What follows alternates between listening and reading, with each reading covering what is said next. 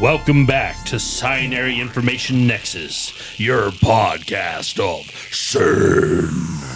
Good. Hello and welcome back. It is Friday, January 30th. The reason why I said good, you caught me off guard because I thought it was going to be one of your long ones because you have been drinking. Yeah. I mean, just a little bit, though. This is just breakfast. A breakfast stout. A breakfast stout. Right. So just to be clear, it is not morning time here. It is. No. I've set up a 3-course meal, and it's going to travel throughout the day. All right. So we have breakfast stout here, which is where I'm starting my day. Traveling meal? Yeah. And then we're going to the Devil's Backbone for lunch. Okay. All right. Very good. And then after lunch, I need a kind of a nightcap, kind of a late dinner. Right. So we're going to have a Kentucky Bourbon Barrel Ale. Okay. All right. Well, very good. That all looks really good. As usual, I am joined by Joseph Hamilton, Mario Ortiz, and Brazos Wortham. Say hello, fellas. Howdy. Hello, fellas. So you already kind of ruined the beer talk, but You're welcome. Yeah, I will say that I'm having the breakfast stout, and How it drunk is. is Joe going to be after this? These are all small. Remember, I normally have been drinking the tall cans. Yeah. We have had a morning already. Yeah. Which well deserved. I think it's well deserved. Oh, yeah. It has been a. This morning man decided to start the day by saying, "Hey, don't be complacent. You never know what's going to happen." And sure enough, my day has had little complacency to it. It has not been complacent whatsoever. It has been extremely busy, as it always is in cybersecurity, which leads to our topic today, which is burnout in the IT sector. Because it's a real thing. And I think we need to address it because I think here at this table, we experience that from time to time. We know that other employees experience that from time to time. We know our Seems clients. like we know what the remedy is, though. Yeah, so this is, we're coping the best we can, right? But it does happen, so I do want to spend a little time talking about burnout, what it means, signs of it in life, sharing personal experiences with that, and really trying to get to the root of why most IT folks experience burnout at some point in time or another. But first, we need to sponsor. No, man, I wish I had to buy the beer again. Yeah. But Thank you. Oh, so does that mean we get to mark all the employee reviews bad? Yes. Yeah. Okay. I mean, no, this means his review's getting better. Oh, the duality. do we have 360 reviews? I don't think that's a thing in Scinary. We just hadn't told you. Listen, Top-down reviews? We don't need 360 reviews because you guys don't have a problem in telling me what you think of anything I say or my decisions. Richard Big Dumb. Yes. Occasionally, yes.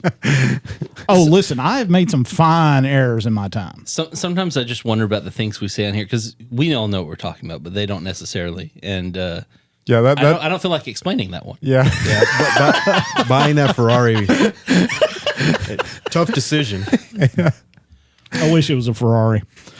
It was a Rogue that I gave to Brazos. Said, here you go. Now you pay taxes on it.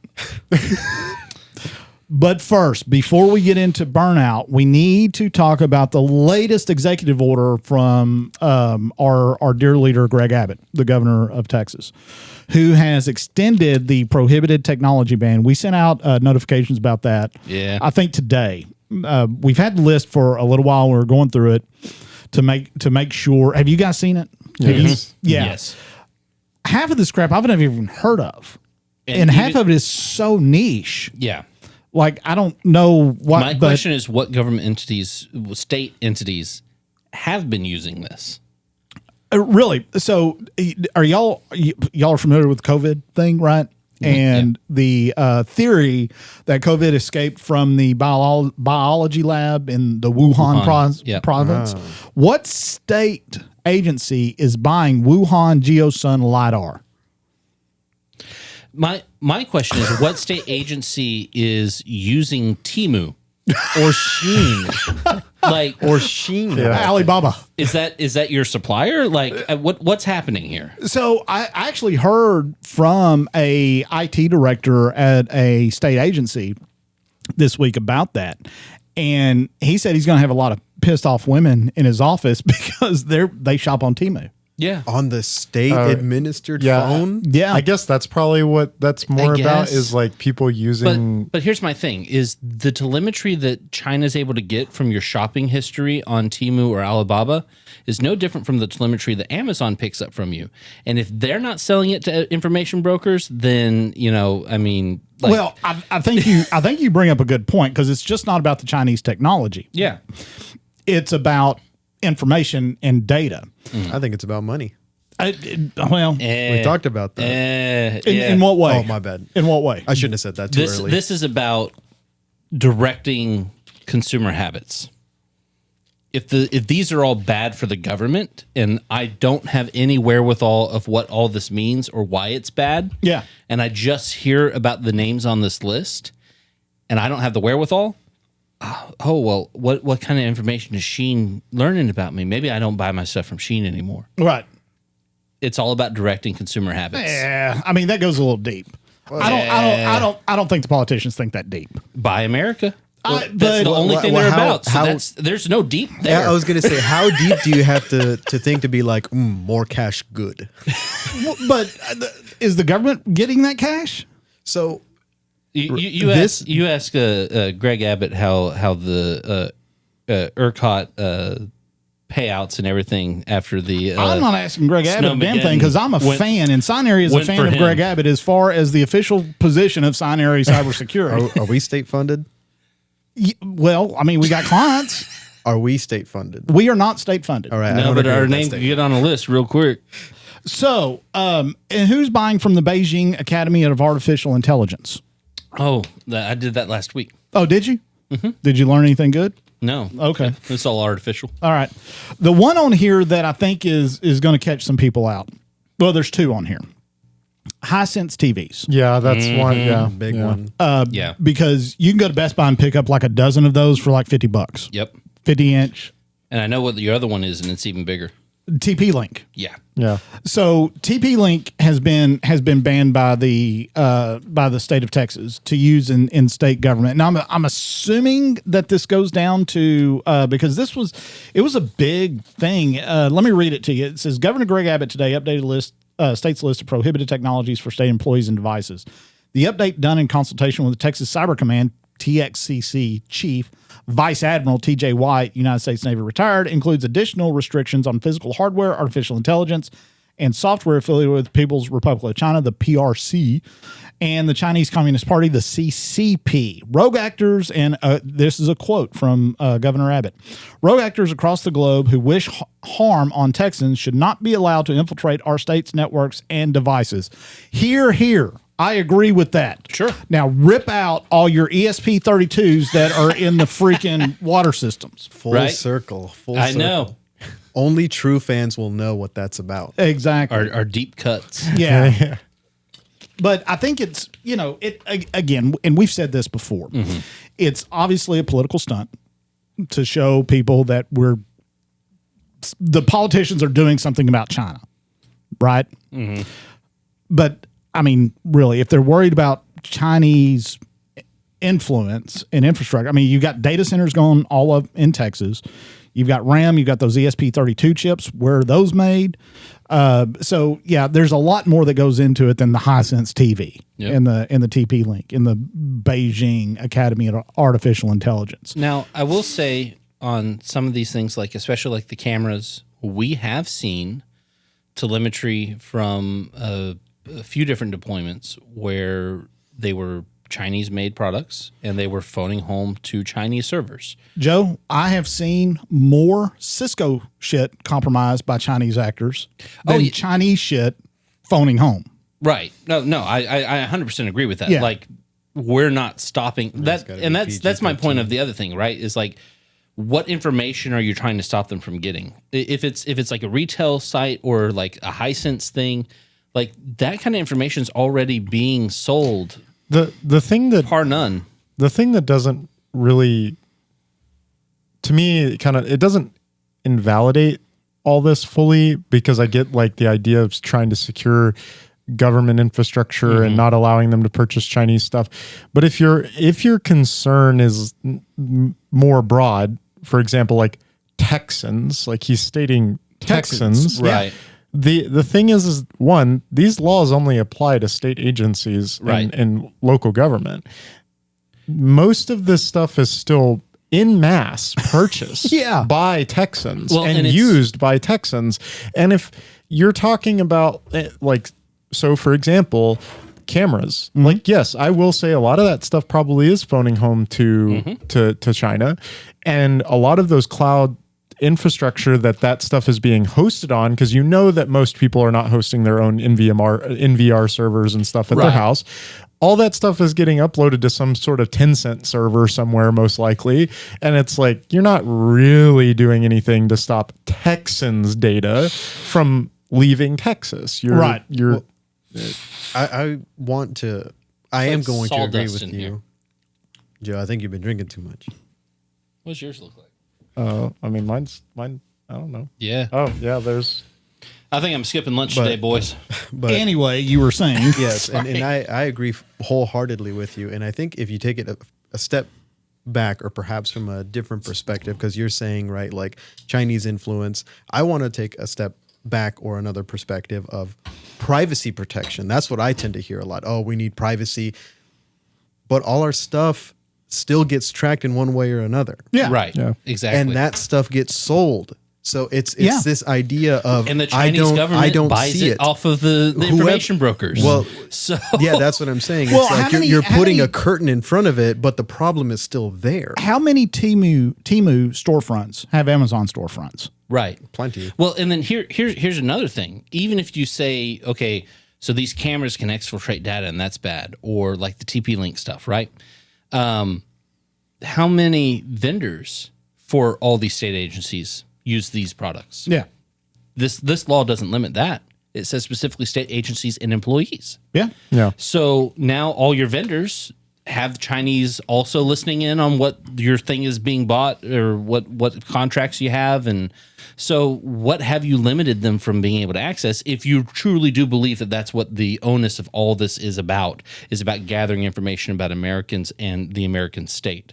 Well, if that's the case, you haven't limited anything. Yeah, I agree. That's back to Brazos' point where you're not really it's a small percentage of the total bandwidth in Texas, right? That you're trying to affect, but we're going to be tough. And I do really want to hint, or like your point about privacy is because, yes, like I get the whole idea that you've got American interests, and if you're an American, you could look at it, well, I'd prefer an American company to have American data. You know, that's a whole other conversation. But if it's privacy that you're truly concerned about, the thing is that's still an issue.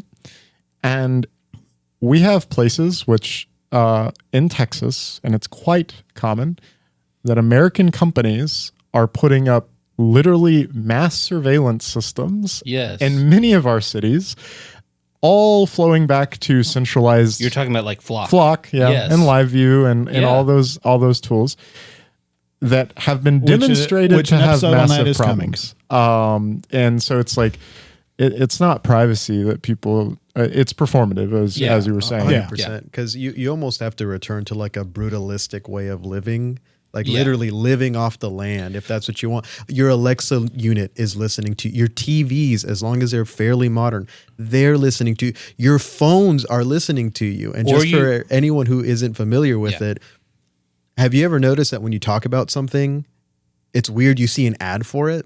That's not a coincidence. Right. And if you do, take off your tinfoil hat. Yeah. Yeah. No, I think it's it is performative by and large. Again, this list, 80% of that crap I'd never heard of before. If this does roll down, now I believe this is state government only, but if it does roll down to local government, there are going to be some networks that need to be redone because of TP-Link. Well, and that's the other thing. You just took a lot of the cheaper options, because if there's one thing China is really good at, it's having lower cost items that are very competitive to American products. Nobody wants to pay $9,000 for a pair of Nikes. And so, but at the end of the day, what that means is for like higher ed institutions that fall underneath this, they already struggle with their budget, and now you just told them they have to get new TVs for their entire organization. Those high sins, that's going to be a thing. Yeah. So that is going to be a 100%. thing. So think of next year's budget. I mean, what that's going to, I mean, this year's budget, because now they have to do it now. And think that these things have second order effects. And to the point that we had last time when we were talking about the framework episodes is like, whenever you introduce these laws, you create markets whenever you do that. And it's probably that these laws come into existence because they want those markets to exist. And it's like the idea that now the money, Yeah. the money. and again, like if you look at it from the intentions, there may be some person out there, some legislator that was sitting there thinking like, okay, we do need to start, removing Chinese products due to the security concerns, whatever those may be. But the reason that they don't understand all this, again, going back to last week's episode, or technically today's episode, that's how that stuff comes about. And now you got organizations that have to, just even in our case, we have some of these that to comply with the prohibited technologies ban, we have to get things like application block, DNS filtering, asset management tools to be able to identify things like this. So now you have put a budgetary burden onto these institutions. Unfunded. Yeah, it's unfunded to try to comply with these new laws. For something that's kind of ineffectual, like it doesn't actually do anything. Yeah, and luckily for websites and stuff like that, I mean, we have solutions that do that. Like for our higher ed clients, our community college clients, we can block that traffic at the source, and then do some stuff in the firewall to help mitigate what the leftover risk on that. But by and large, that is going to be a huge lift for public institutions that have not been funded properly in the last 10 years for IT. Yeah. So there's a lot of deferred maintenance already. And now you're going to put this extra burden. Well, and then we can look at this in a different way, because they're focusing on these products that have a lower efficacy, honestly, on being able to mitigate some of these very real problems. How far back does this push that server build or the upgrade to the firewall? Yeah. Right. The more pressing things. Right. Yeah. So all of a sudden, my budget that I have been saving up for the last 2 years in order to be able to maybe get to where we can buy that new firewall, and really get the IPS kind of functions to it or something like that, or at least the reconnaissance prevention. Right. It's next gen. I'm really excited about it. Now I have to buy new switches. I have to buy new TVs, and well, I guess I'll do that in another 10 years. I think about it operationally, because I think, especially now with a lot of whatever infrastructure is there, like at least from what I've heard in the conversation here, we're talking about like add-ons and replacements. What if the entire network has to be ripped and replaced? Yeah. Because of this? They literally can't operate. You get you get some sort of organization that has extremely low funding. How are they going to afford to replace all the networking equipment? Right. Let's talk about burnout in this profession, and not necessarily cyber, but in technology as a whole, because this week it became very clear to me that, it's been clear to me for a long time, but burnout is a real thing. Yeah. How long have I worked here? 5 years? So you've known for at least 5 years. You're the one that burns me out. See, this is that 360 cycle we talked about earlier. That's the release of stress that we need. Oh, okay. To stress him out. Wait, you know that thing that we talk about? It's like risk transference. Is that what that is? Like the I just don't accept the burnout. I transfer deferred burnout. Yeah. I actually wanted to have an expert on the podcast to talk about this, because we're not psychiatrists or anything like that, right? We're not psychologists. So we've got a psychotherapy place right next door. And I went and knocked on the door and said, hey, we're going to do a podcast about burnout and stress in the IT environment. You guys are the guys next door, right? I was like, yeah. And they went, no, I don't think we're going to be able to do that. I was like, okay. I just imagine the number of sessions we've ruined for them from our shenanigans next door. It's perspective. I would say enhanced. Okay, so the amount of times the big chicken. Oh, Yeah, that was an era. That was a whole era. I need to bring that on the next podcast. And Yes. we'll just spend 5 minutes with the big chicken. The squeaker got removed. Oh, it did? It got removed. Oh no! I have to buy a new one. Hey, get on Temu and see if you can find another one. It might be cheaper on Shein. No, Alibaba all the way. I get that 2 cents. 2 cents. Surely the Chinese government's not tracking big chickens. I mean, and if they That's are, what Big Chicken wants you to believe. Yeah. if they are, I want them to know. What are you using that for, Joe? I'm on dinner now. Can't wait till second dinner. All right. So you can't tell it by this podcast, but it did become clear this week that burnout is a real thing. And we need to take it seriously. So I thought what we would do is kind of describe what burnout feels like to us, kind of individually, and talk about how that, how it manifests itself, and then how it can affect others, because it's a real thing. And it's not just us, it's in IT, because here's the thing about IT. We see one side of IT. We're in cyber, right? We send alerts to IT directors and their staff. Mm-hmm. That's our job. That is one piece of information that they are getting. Yeah. They are also getting help desk tickets about the printer not working correctly. Right. My mouse jiggled, and I don't know what it is. My motherboard and my fatherboard died, I think. They're getting all of this crap, plus the budget for next year. Why does it need to be so high? Yeah. Right. So they've got all of these pressures, all these pressure points. A 12-week cybersecurity framework call that they're going to have to do. Yeah. Right. Exactly. And so, and at no point does anybody ever go and say, "Man, I know it's tough. Thank you for what you're doing." It is more like the wireless isn't working again. Stuff like that. And so you're dealing with this stuff day after day, after day, after day, after day, on weekends, right? Because IT doesn't sleep. You can't. Someone needs access to the network somehow. Exactly. So I know, like, from my perspective, I don't necessarily feel that I get burnout. Like, I don't feel the burnout, but I've been told that I exhibit certain things when I'm burned out. I think all of us. So first of all, I think everyone in this office, to some degree, seems to thrive off of chaos to a degree. Yeah. And so I think we start off with a fun amount of stress first. Mm-hmm. And most of us kind of exist in stressful spaces really well, and we like it. Well, might be subjective there. And then you get over into the burnout phase, and all of a sudden it's more manic. Everything's much bigger problem than it necessarily is. And then you start getting to where maybe it doesn't matter as much. Maybe that's the thing, right? The thing that I exhibit is exhaustion, is what I've been told. Is that people around me will know that I'm getting burnout or I'm burnout, that I'm done, like just completely done. Even though the work doesn't stop, right.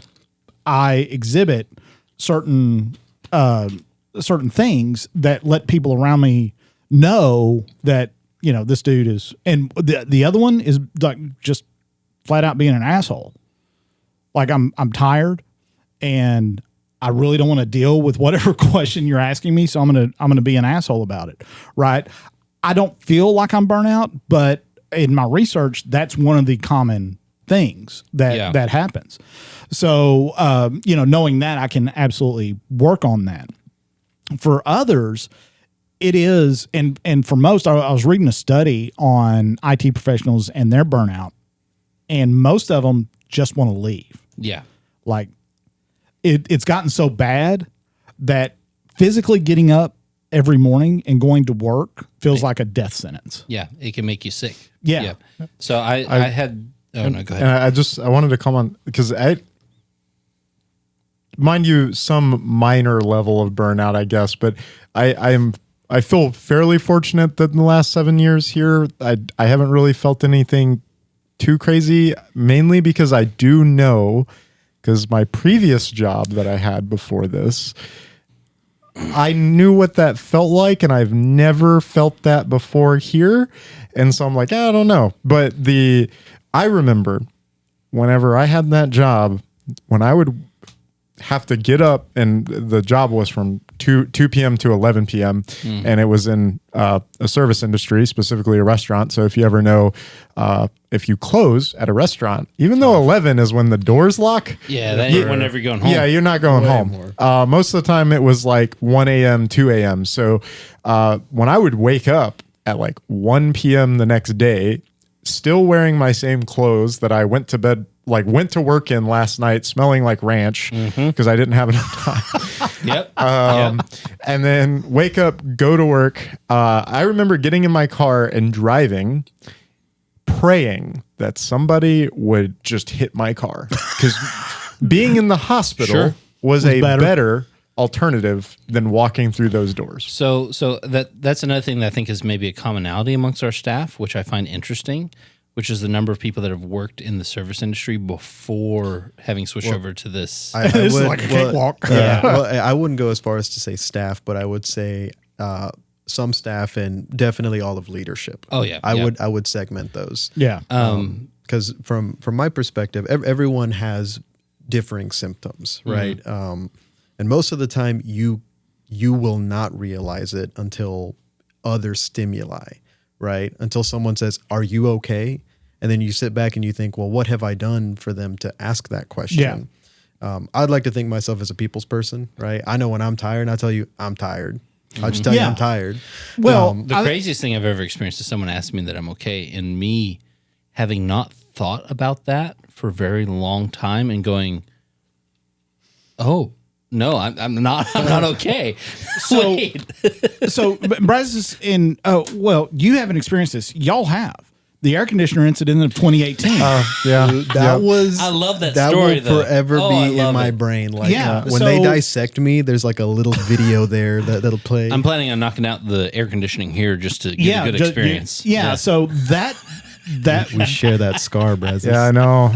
that was burnout on me, because at that point we were growing really fast, and I was still working alerts at that point, right? So it became too much. That one it's a little thing. The air conditioner went out. We should go home, but I lost my shit over it, right? Why would we go home? There's stuff to do. Exactly. Yeah. Get on your dashboard. And right? for anybody that's listening, you got to remember this was in like August in Texas. Yes. In a little tiny office in the back corner above a taco shop. above a taco shop. Like just to set the stage. Yeah, there was like 7 people in that little tiny room with no AC. I remember driving home that afternoon and going, why did I do that? Yeah. Yeah. Why did I do that? That was our first powwow. And I think I wound up apologizing to everyone. Yeah. Yes, you did. Yeah. Yes, you did. And I said, you know what? I'm trying to sell. I'm trying to work alerts. I'm trying to make partnerships. I'm doing all these things. Something's got to give. Too right? much, yeah. It was too much. And so this is when I discovered the power of trust And delegation. with appropriate follow-up. Yeah. Right. And so turning those alerts over to the team that I had assembled to work the alerts was the best thing for me, because I couldn't do it all. And I realized that taught me a lot about burnout and what it could lead to, because it could be massive. I'm going to give y'all another story. This doesn't have anything to do with me, and it happened recently with one of our partners. Really talented cybersecurity guy. Went and got all of his certifications. I think he was going to sit for CISSP, but he was CYSA plus.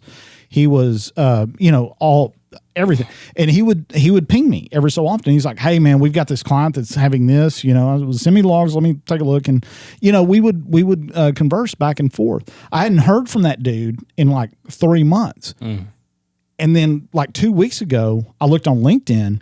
He is now a restaurant manager on the beach in Galveston.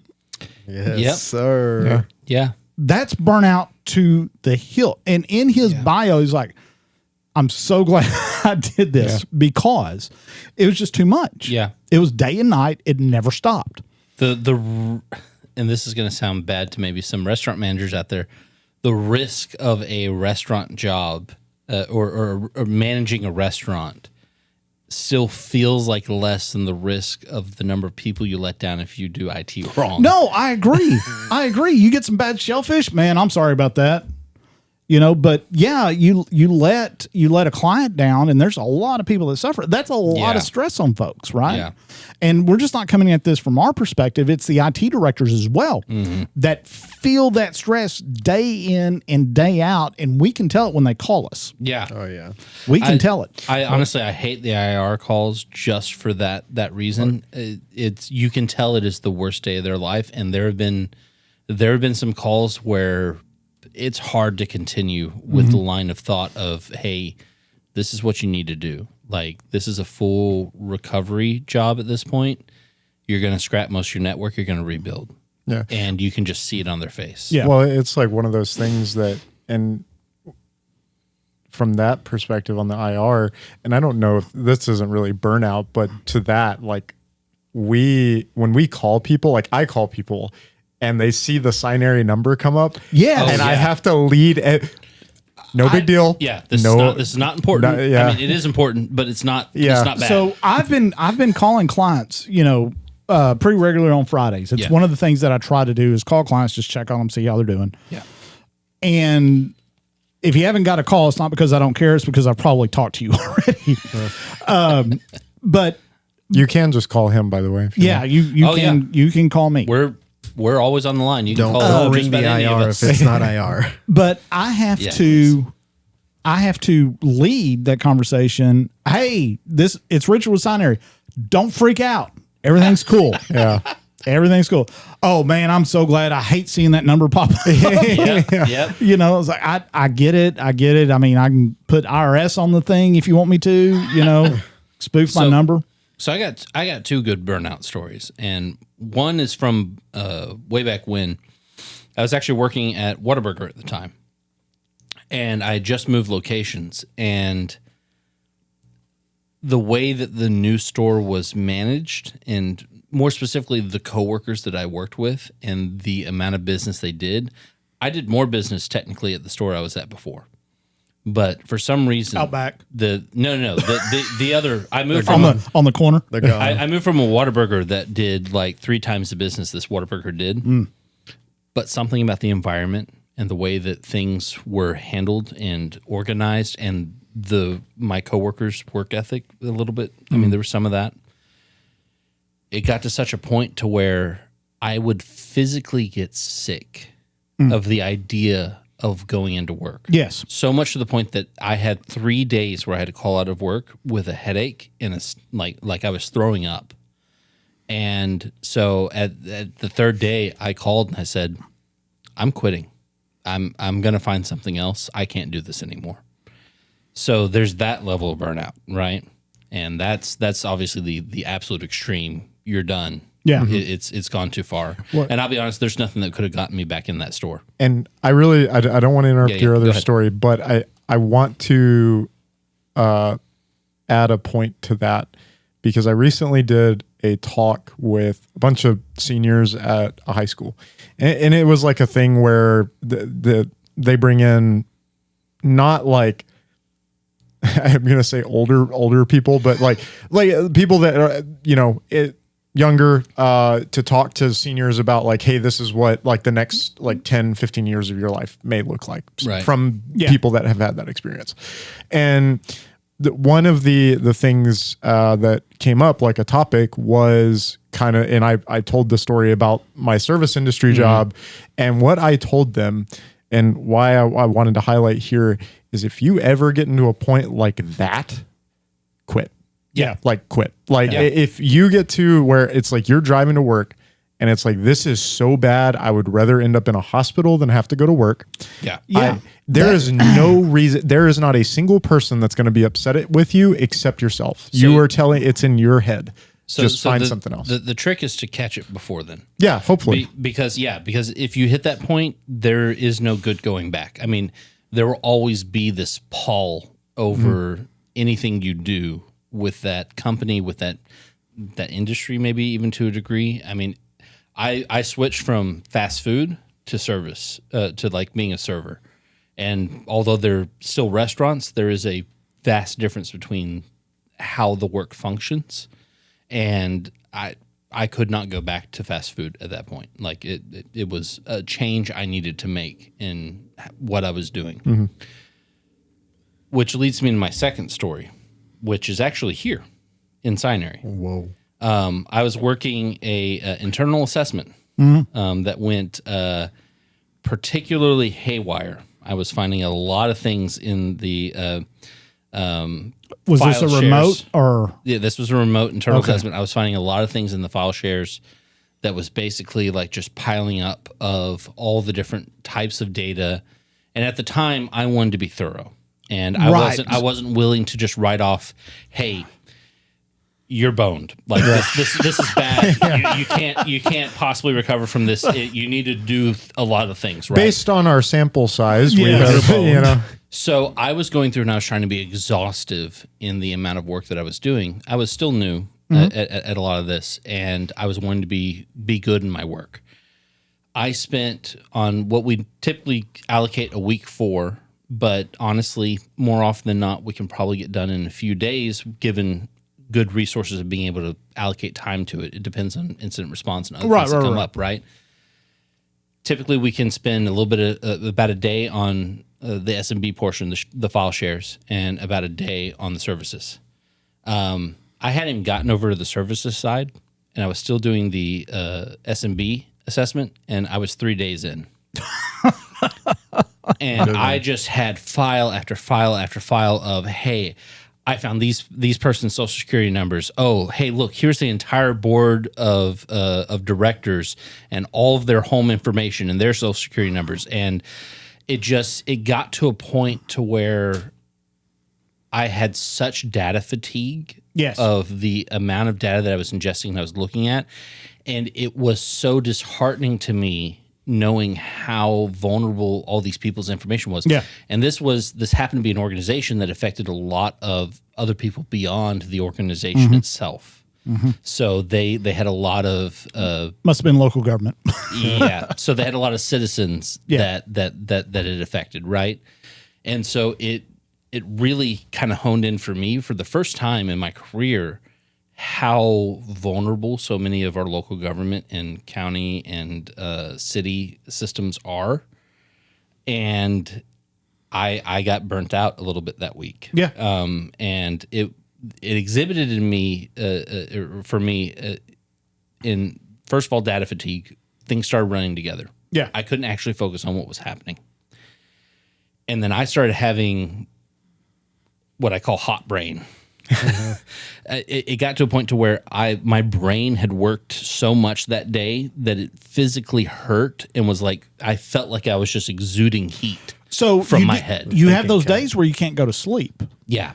Yeah. Right? Yeah. You can't get a good night's sleep because of what you did that day in technology. And I like I said, I wanted to have the professionals on to diagnose you particularly, but I don't know if that's OCD. I got my own professional for that. Okay. And he said I'm a special case. Well, I think it's also important to understand, because I think we all have fairly similar personalities, particularly at this table, or at least we share commonalities, right?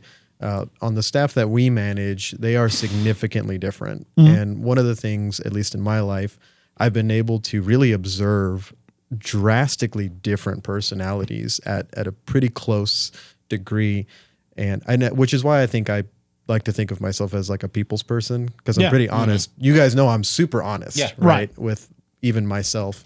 I think there's many degrees of burnout. I agree.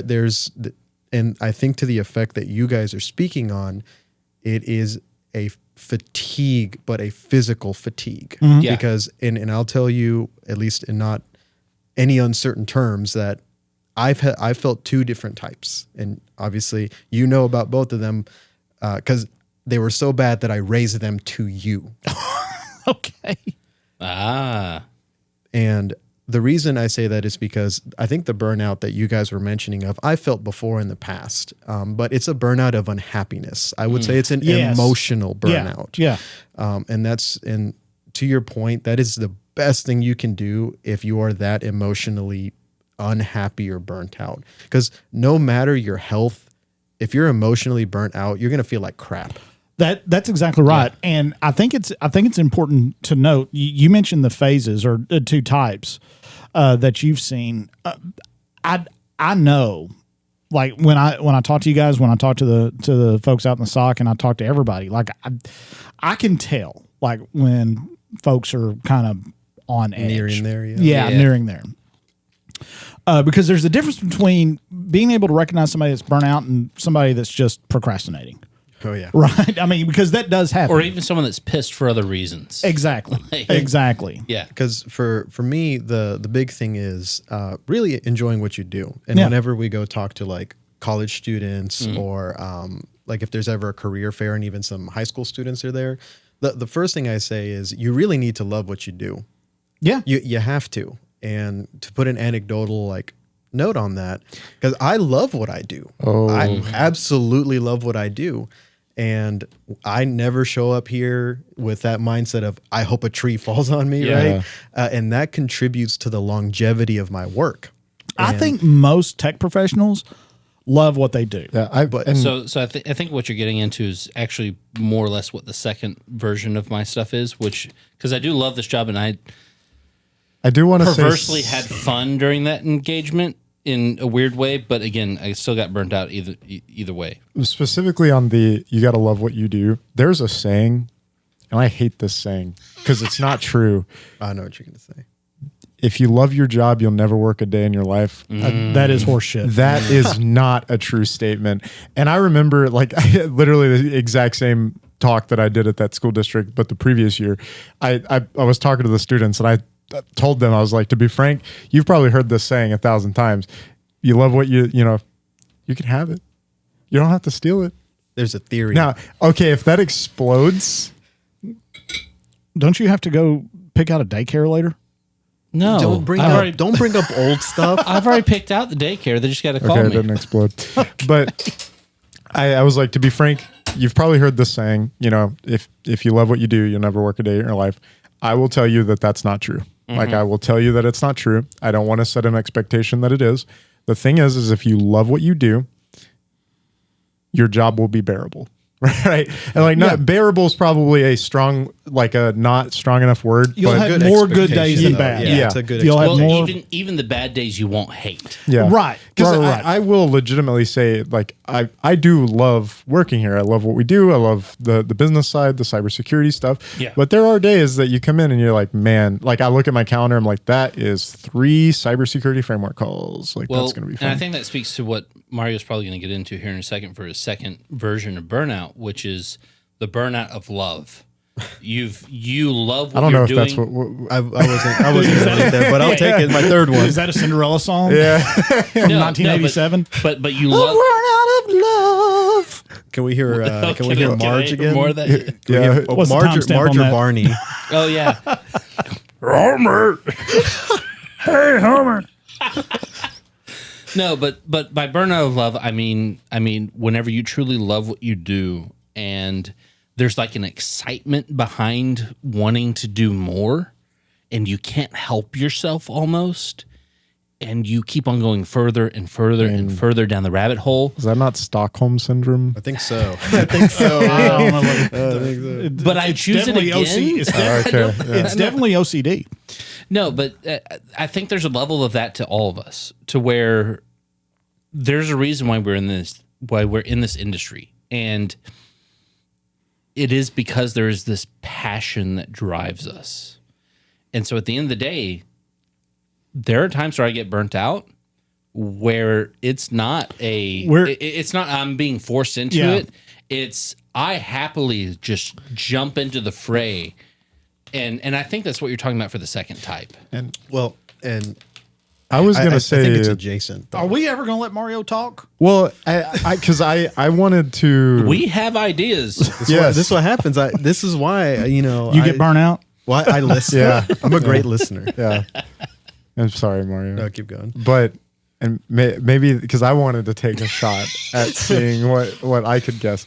You're going to be hard pressed to beat Burnout of Love. I know. There's this one. There's this one. Yeah, to me, right? Because this is, and again, I hesitate to call it burnt out because like burnt out tends to like persist. At least that's what I've always like.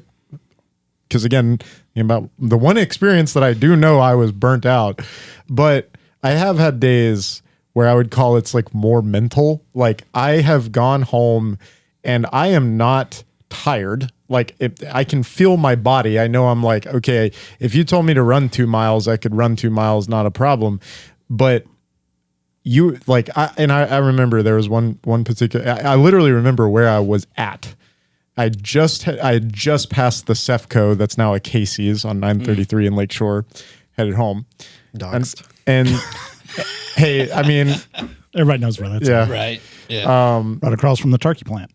Yep. And then I was driving down there and someone had called me and they were, I was like, yep. Okay.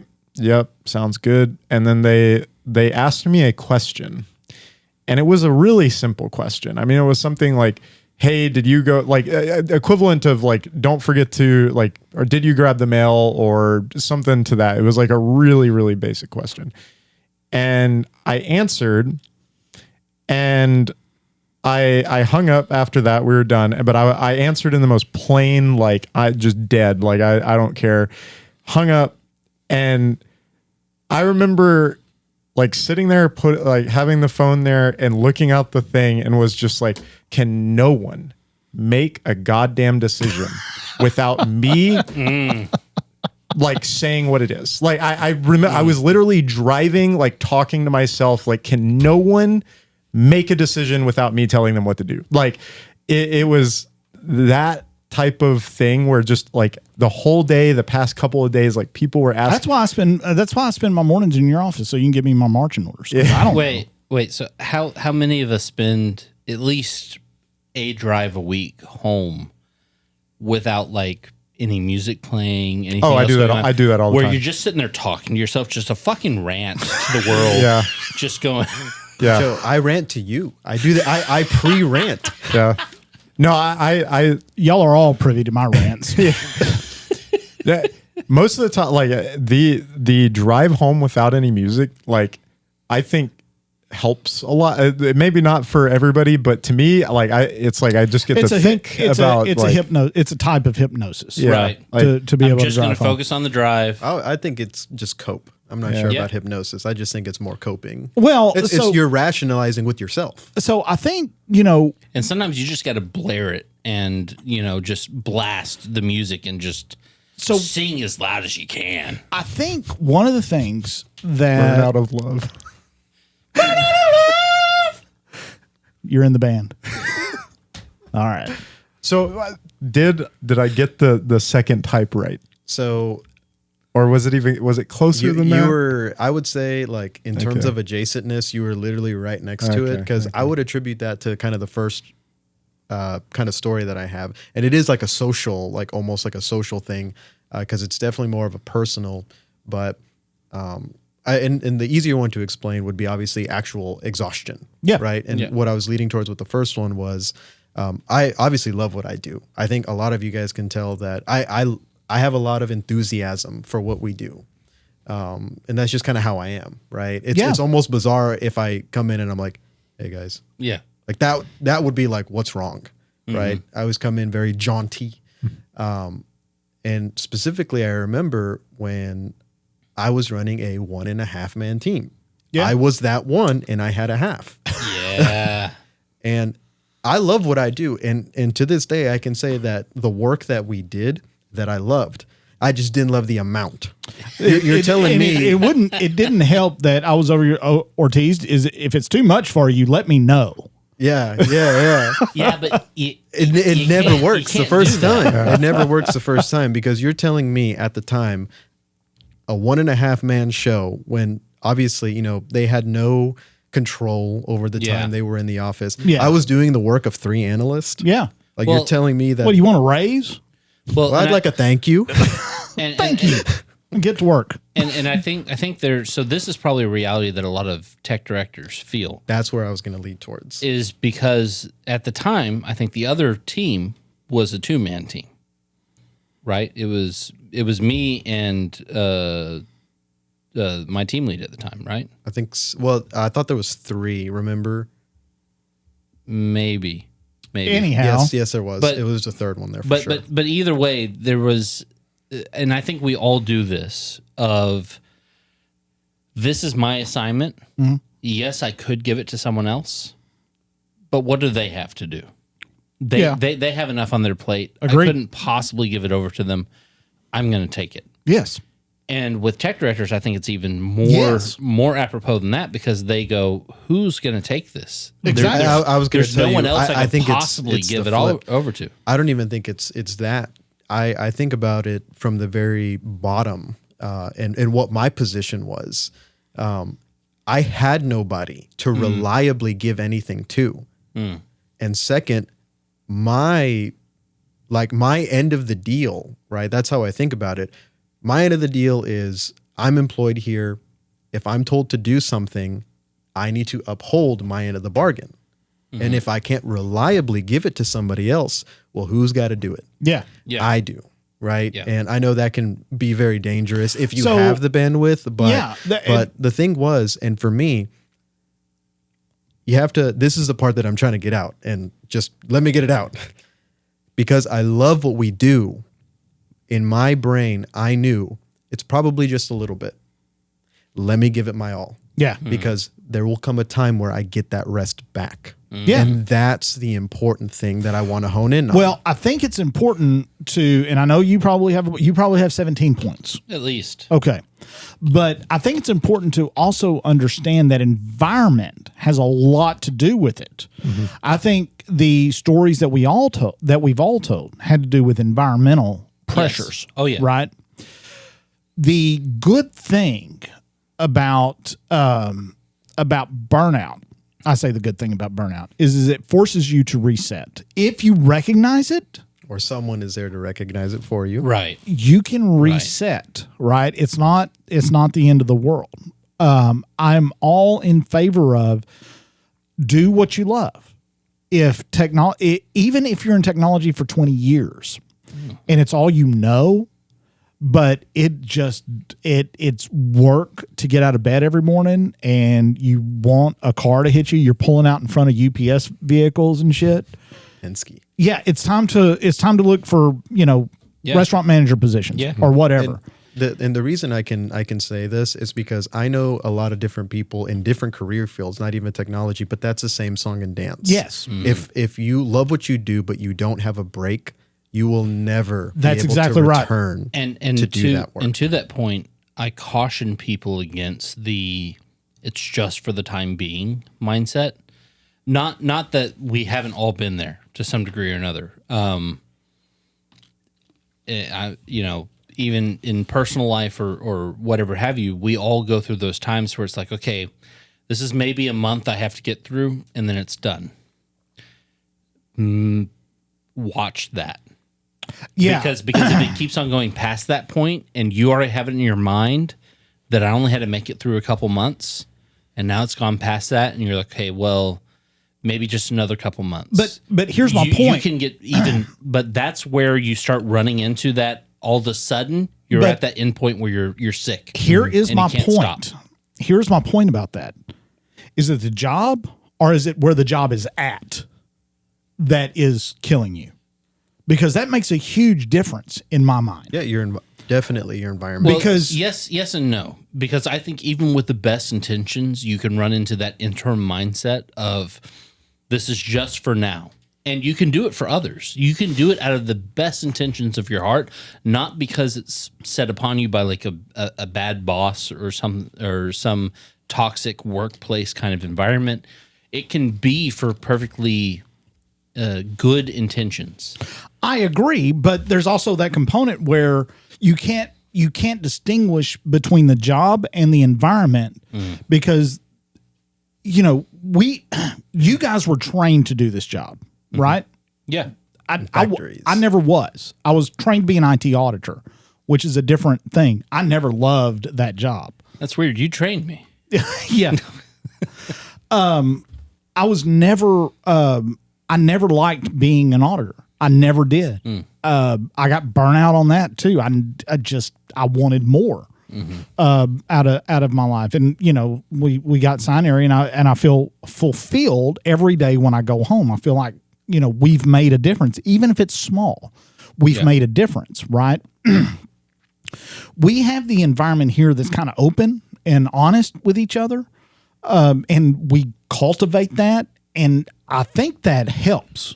Well, and I would say that's because who else are you going to go to? Well, in for me, it's the perseverance, because I think we have the privilege of it, but we need to understand that if you go to an organization that is severely underfunded and the gym teacher ends up wearing multiple hats, what can you do? Yeah, right. That's the whole point, right? And I think that's like the whole idea of the environment. A lot of times, and I've seen it where people have worked in like really high stress locations where it's not your functions technically, like in terms of what you're doing day in and day out. It's like the people around the functions, the processes around those functions that really start to grate on you, and then if you suggest a process improvement that would maybe, and then you get the whole like, well, we don't have budget for that, right? And then because for me, that's the secondary point that I was thinking of. You guys kept like dancing around the second point, didn't let me get the first one out, but it's that personal or social drain, that personal or social burnout that you get. And I want you guys to think about this the next time you guys are managing somebody or at least talking to somebody. How has their attitude changed? Yeah. Because again, just like I prefaced this, right? I'm usually very high energy, but when I come in, hey guys, something's wrong. And even just recently, I think I can kind of tell that you told, maybe I'm not as enthusiastic about things, right? It's like, well, why am I not enthusiastic about it? And it could be, well, it can stem from a lot of things, whether it's environment, personal life outside of work, right. or to be honest, the monotony of it.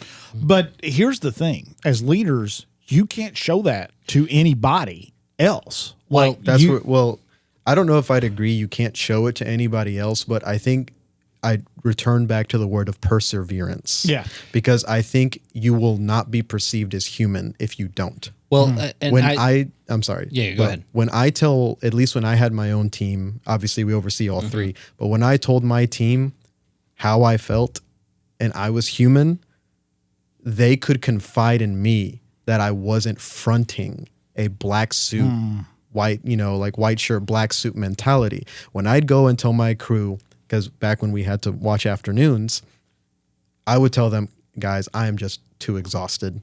I said, if you can give me the grace of letting me take like an hour or two nap and I'll pick it up at 7, I will be so grateful. I think they saw my human aspect, not just this, because I can do it. You tell me to do it, I'm going to figure out how to do it. Yeah. And that's something you can't teach, right? It's that perseverance, but that is the key, in my opinion. I agree. The perseverance, stick-to-itiveness. I mean, all that is in where I want to end this conversation is how do you get over the hump? Well, and so that maybe draws straight into my point, which is for both what I was talking about with the burnout of love. That's got to be the title. It is Burnt Out of Love ? And have AI in the back. Do your thing. But also the social burnout and just burnout in general. And whenever we're talking about environments, the best and the number one way we've stopped burnout here is to have the wherewithal of not for yourself, because oftentimes you can't really recognize burnout in yourself early enough, but to look to others and go, Mario, you're seeming a little burnt out. How about you take a little extra break today? You know, how about you kiss my ass? No, but that is how you stop burnout in an organization, is being able to be aware of each other and being able to watch out for each other's burnout, because if you don't, they will get burnt out before they know it. So so we work in a very close environment. Yeah, it's not always 100% possible. It's harder in other environments. It is harder. But one of the things that I do to get over the hump when I get like burnout or whatever, and I'm gonna tell you straight out, one of the things that I hate more than cocaine, traveling these days for me, I'd rather go back to the dentist. I mean, I really would. I traveled. Aren't you leaving next month? I'm leaving tomorrow afternoon. We're leaving tomorrow afternoon. Good luck, Brazos. I traveled so much in my early career that I actually quit a job because I traveled so much. I remember coming out of the shower and telling my wife, I was like, I'm done. Well, 2 hour, and it was 4 in the morning. I called my boss and left him a voicemail and said, I'm done. I'm not flying to Colorado anymore. You know, and so, but what gets me over the hump is that knowing that it's transient, that if I can just make it through the next, 4 or 5 days, or if I can make it through the next month, that I know there's better things on the horizon, or at least I'm optimistic enough to think that. There may not be, because I can't tell the future. Well, but I think you also have a team of people who want that for you. Well, there's a number of people that. Did you hear that? They want me to travel more. No. Get me out of the office. A number of people that want you to be able to have that transient period of it.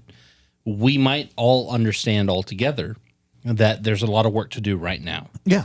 But we also try to build in, hey, that 1 month, 2 months down the road, we don't have anything really built out for that. It needs to be a time of solidifying, of fortifying what we have.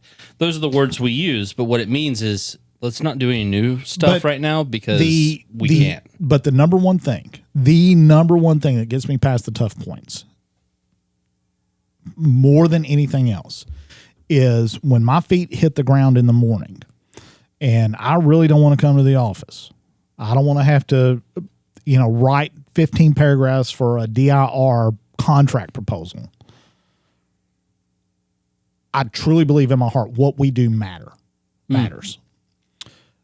I think for all technology folks that work in the sector that we're in, that being local government, K-12, higher ed, what you do matters. Yes. Whether or not people recognize that, and it's tough and it's hard and you're probably not going to be as appreciated as you should, but just know that what you do matters. There is nothing in today's world that could operate. There is not an organization that could function without a technology professional on staff. Nothing. This may be putting my foot in my mouth. And I do want to caveat it with it is different still, but there is a realm of what we do is very similar to first responders in the world, in the real world, and we're in the cyberspace. Yeah. Right? So you said it right to begin with. If there is somebody that's getting compromised, that is the worst day of their life for that technology professional. Well, and even beyond that, for the people, probably not the worst day of their life, probably the worst day of their professional life. Right. But even beyond that, it affects the people they protect. Yes. Right. Yes. So we've talked about students and what it means to have their social security number taken and sold on the dark web. It means that their credit score is probably going to be tanked by the time that they finally get to 18 and can purchase a house. Well, no, that's not happening anymore because your interest rates are going to be through the roof. How many 18-year-olds are buying houses? But you statistically yeah, no. Housing crash. Yeah. I don't, maybe coming. We'll see. But you get what I'm saying. I do get what you're credit saying. score is saying even now getting an apartment requires you to do a credit check. But number two, what gets me over the hump is the folks that I work with. Understanding that I'm not alone in this bubble. Like if I'm feeling very burnt out, I've got a team that will support me, that I can delegate some stuff to. Maybe I can take a Monday or Tuesday off just on a whim. Maybe go to crickets on a random Thursday afternoon. So, it used to be Friday afternoons, right? Fridays, yeah. But, and I'm just going to get Well, somebody had to throw in a go ahead. podcast on Fridays. your 2 points. They're basically identical to mine, but I'm going to word them differently and very short. First one is perseverance. I won't lose. And it's never been a thought in my mind that I will. And I think you know this from all the years. Yeah. I don't lose. Nope. I don't. Nobody's going to Perseverance. beat you. And the second thing is, for professional, is rest. You need to find your rest. It doesn't have to be sleeping, but maybe in the mornings, let's have a chat, Brazos. 10-minute chat. And maybe that's what you need. Well, and I was gonna kind of to that is for me or like, and for many people, because I will say the team aspect's great, but as we've mentioned a few times, there's some people that don't have that. Yeah. There are plenty of people that they're a one-man band. They have to do it all. There is no outlet for them to delegate or, find the time to say, hey, can you handle that?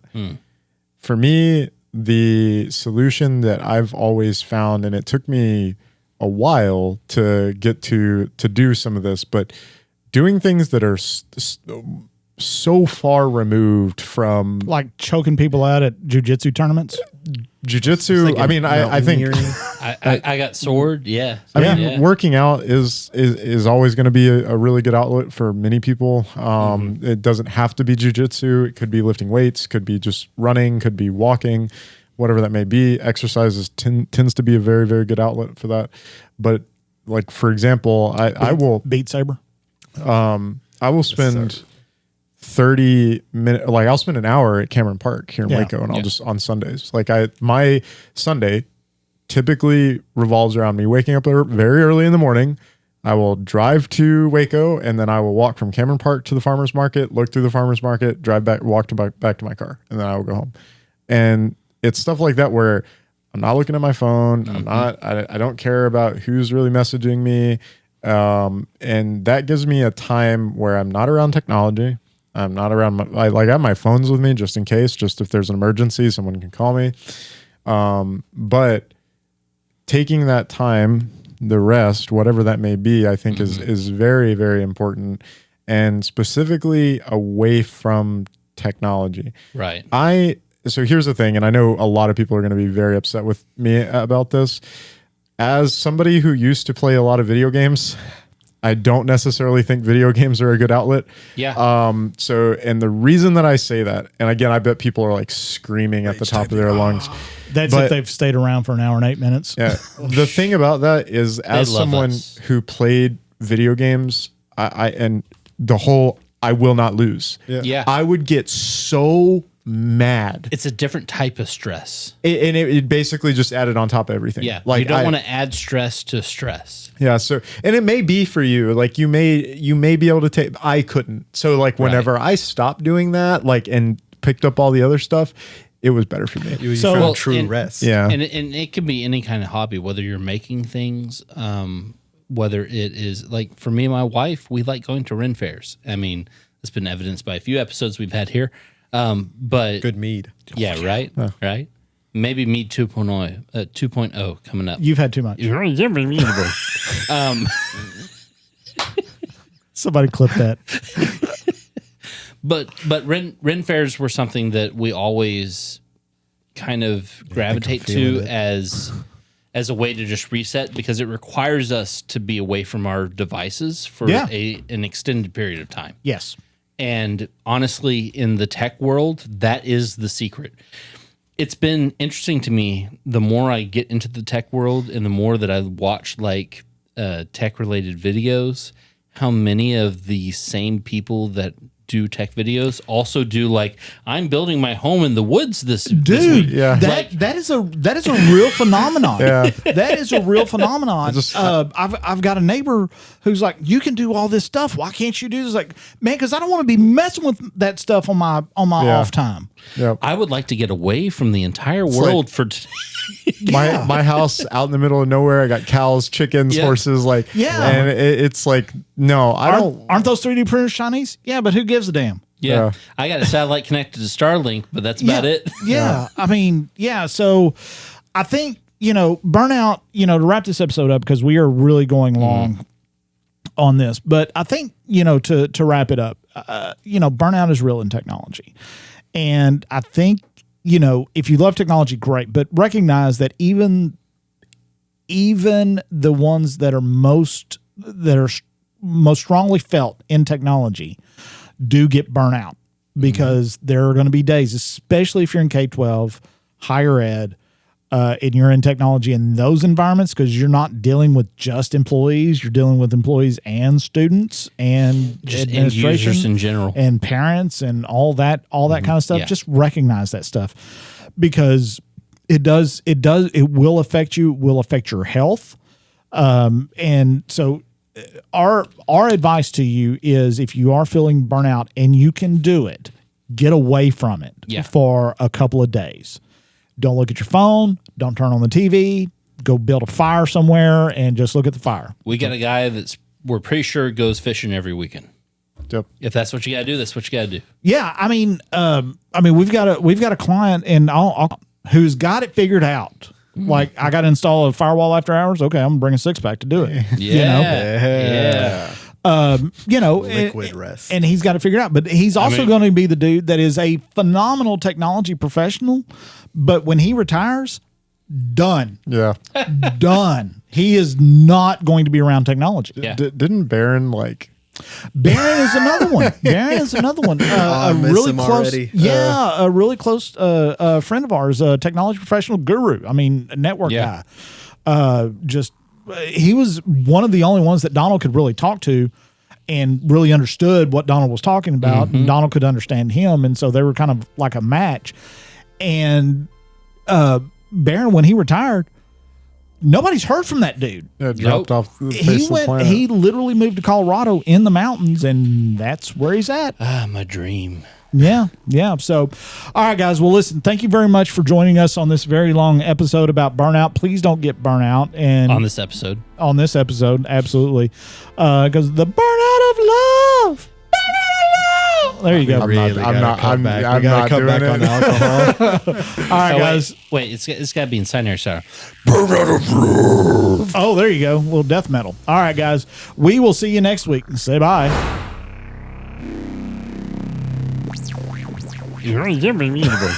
Um.